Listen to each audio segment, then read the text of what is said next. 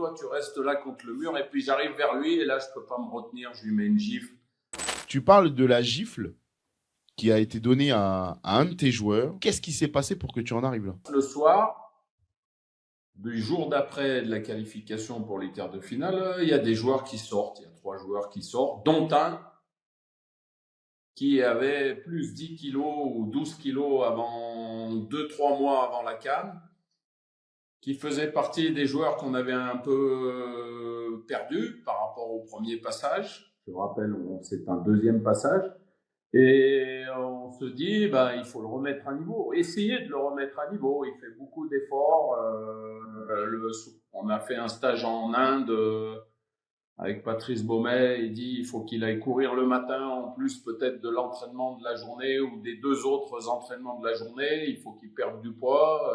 Nous, on va avec lui le matin. Ceux qui veulent venir du staff, ils peuvent venir également. Il est 7 heures du matin sur la place. Il y a pire, mais voilà, il fait beaucoup d'efforts pour arriver à son poids de forme à la CAN. Et là, dans mon esprit, qui, comme tu l'as dit, est un esprit paternaliste, j'entends qu'il fait partie des 3 qui sont sortis la veille alors que j'avais bien dit qu'il fallait pas sortir. Il a su que j'avais appris qu'il faisait partie du rodéo du soir dans une boîte de nuit à 100 mètres de l'hôtel. Ils auraient pu choisir autre part, mais j'allais dire, vulgairement, ces cons-là, ils sont allés juste à côté de notre hôtel. On arrive dans un endroit où c'est un petit aéroport avec un tapis roulant pour prendre nos bagages. On n'est que nous. Je laisse sortir tout le monde. Je lui dis, toi, tu restes là contre le mur. Et puis j'arrive vers lui et là, je peux pas me retenir. Je lui mets une gifle monumentale. Et c'est la vérité. Le gars, il fait 1m92. C'est un défenseur central. Il s'appelle Ichani Mondi.